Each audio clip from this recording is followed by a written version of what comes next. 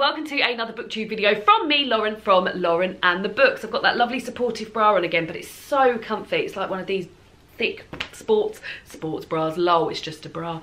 But today's video, again, is not about bras. It is about a library haul. So I've got 7 books here that I've recently got from the library because, hurrah, the libraries are open again. Well, actually, not all libraries are open again because the library closest to me at home isn't open, but the library near where I work, near the hospital where I work, is open. So I was able to return the 19 books, well, 18 books plus one puzzle that I'd had out during lockdown. I managed to get those booked out from the library just before lockdown started, and I returned those last week, which was a very swift visit to the library. So how it works in my library is that when you take your books back, you have to wear a mask. Well, you have to wear a mask everywhere now, but you have to put them into a big bag, and then they're left in a room for 24 hours so that all the bugs die, and then they're put back on the shelves.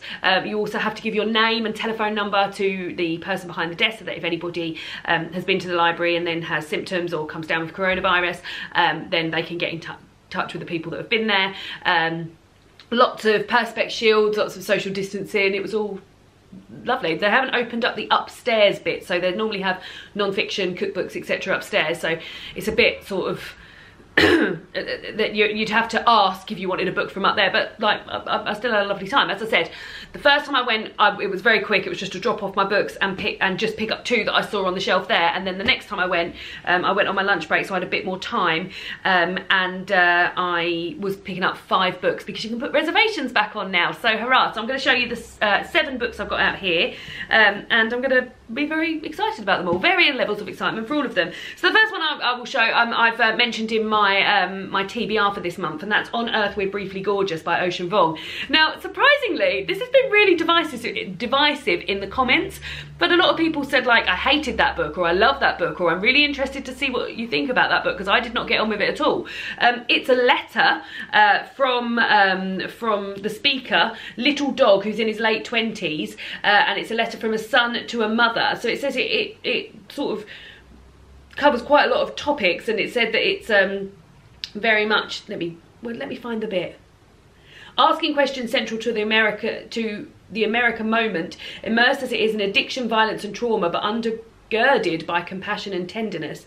On Earth We're Briefly Gorgeous is as much about the power of telling one's own story as it is about the obliterating silence of not being heard. So yeah, divisive in the comments on my TBR. Looking forward to seeing what it was all about. The next one, again, this is one that I just sort of picked up from the shelves because I saw it there, is Once Upon a River by Diane Settenfield. Now, I read The 13th Tale and very much enjoyed that. Is she also the author of Eligible, which I fucking hated? I think she might be. There isn't... Oh, no, she's not. Who am I thinking of then? Who wrote Eligible? That wasn't Setterfield then. But yeah, so I really enjoyed The 13th Tale, thought it was great. And this is set in a pub on the banks of the River Thames, and a man comes in and he has a dead child in his arms. Now, later on, that child coughs and splutters and comes back to life, and she returns. And is it a miracle, and is it magic, or can it be explained by science? So yeah, it sounds really great, and it's set with like a backdrop of the river. I really like this front cover. I'm quite looking forward to it. I'm really looking forward to it, in fact. And then the next 3 are all Irish authors, so that's exciting. So the first one is Supporting Cast, short stories by Kit DeWall. She's the author of My Name is Leon, which is a book that I read. I listened to the audiobook of, really enjoyed. David's read it. My mum's listened to the audiobook. It's I'm very fond of that book, and I think the audio is fantastically done. It's narrated by Lenny Henry. It's set in the 80s, and it's about being in the adoption system, what it's like to be a young boy in waiting for adoption when you are mixed race and you have a white brother. You want to stay with your brother at all costs, but it doesn't look as though that's going to happen because you're mixed race and your brother's white.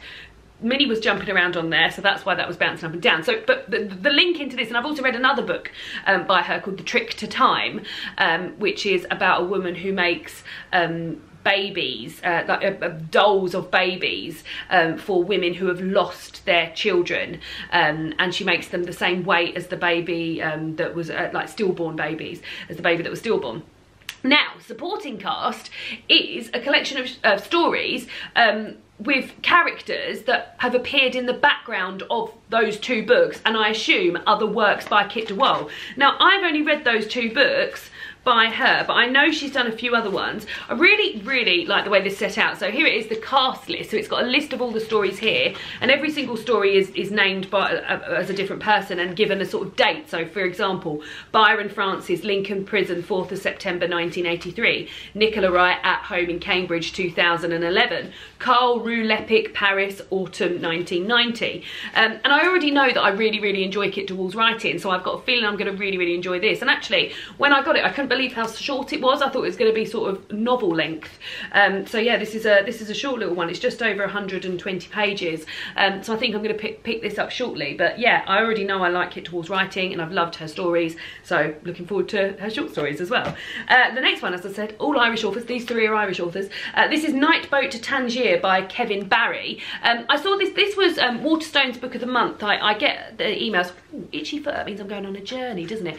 I get the Waterstone's emails, and at the first of every month they do Book of the Month, and there's normally like a thriller and non-fiction, fiction and a children's book. But if you scroll further down, or if you go onto their website, they also have a Scottish, Welsh and Irish Book of the Month. And Night Boat to Tangier by Kevin Barry was that Irish Book of the Month once. So this is set in the Spanish port, and you're following 2 Irish ex-gangsters, or fading Irish gangsters. Now, I didn't realise this when I got it out from the library, but it looks as though the way that it's set out on the page, there's no paragraphs, and there's no speech marks or anything. It reminded me of a few of the oh my god, Roddy Doyle, that's his name, one of the most famous Irish authors ever, Roddy Doyle books. And again, I was surprised by how small this was. I was expecting it to be much bigger. So yeah, not read any Kevin Barry before, but looking forward to that. And then I've got The Wonder by Emma Donoghue. Now, you'll know that I've just finished The Pull of the Stars by Emma Donoghue. Last month was one of my favourite books of the month last month. It was absolutely fantastic. And the only other 2 books I'd read by Emma Donoghue were Room, which is like the super famous one by Emma Donoghue, and also Stir Fry, which I thought was fine, I didn't love. Now, I tried to read The Sealed Letter before and hadn't got on with it at all. But now, like, having enjoyed the historical fiction part of Emma Donoghue's writing, I thought it might be time to read a few more of those. So I've gone for The Wonder, which is relatively new. I remember this coming out and a lot of people talking about it on BookTube, 2016. So yeah, and this is similar to Pull of the Stars in that it's got a nurse, the perspective is from that of a nurse, as it is in The Pull of the Stars, and it's about a nurse who's sent to an Irish village to have a look at a girl there who's she's an 11-year-old girl, and she is saying she hasn't eaten anything for months but appears to be thriving. So the nurse is sent there to see if this is like a medical miracle. Well, she's sent there basically to be like, this is all a lie, she's secretly eating. But when she gets to know her, she can't understand how it's happening. So yeah, I'm really looking forward to it. She wants to she wants to look into it. Is she a fraud? Is this a miracle as she thought? And she gets to know Anna, the girl who is not eating. And yeah, I'm really looking forward to it. I think it sounds great. Then I have got The Book of Night Women by Marlon James. This is Marlon James won Man Booker Prize for A Brief History of Seven Killings a few years ago. Never read anything by him, and I think I heard somebody talking about this on BookTube. I can't remember who, but I knew this was coming out soon, and I put a hold on it and was surprised that I got it as quickly as I did.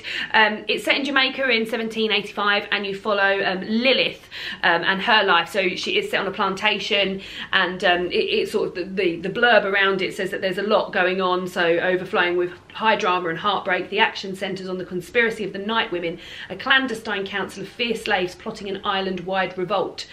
So while there's sort of rebellions and like incidents and things going on, Lilith is the sort of main the centre of this novel, I would guess. So yeah, I'm looking forward to it, and yeah, first Marlon James, so excited for that. And then the last book I've got, I'm about to film my Patreon video for the 2 books that are up for vote for our October book. And they're both by the same author. I won't show you the other one because that's for the Patreons. But we're actually going to be reading sort of gothic crime. So I got this out from the library by Ruth Ware, The Death of Mrs Westaway. And it does sound sort of gothic-y and like set in a big house and all exciting. So when Harriet Westaway receives an unexpected letter telling her she's inherited a substantial bequest from her Cornish grandmother, it seems like the answer to her prayers. There's just one problem. Hal's real grandparents died more than 20 years ago. Hal desperately needs the cash, and she makes a choice that will change her life forever. She knows that her skills as a seaside fortune teller could help her con her way to getting the money. But once Hal embarks on her deception, there's no going back. She must keep going or risk losing everything, even her life. That is one of the picks for the October book club book, and the other book that will be in for the poll is also written by Ruth Ware. So those are the 7 books that I've got out from the library. I feel like because I've been using my e-reader to do a lot of library reading as well, getting out e-books from the library. I'm getting much better at reading books from the library, particularly like when it's online library stuff and I can check and see if I'm going to be able to renew it and things like that. I know I've got to keep on top of it because I've only got these books for three weeks, so there is a high chance that these will get read. And as I said, I'm really keen to start reading the Kit de Wold supporting cast book already. So those are the books that I got from the library. Are the libraries open where you are? How are they working? Have you been back to the library? Have you got any books from the library recently? We'd love to hear from you, and we'll see you all again soon for another BookTube video. Goodbye.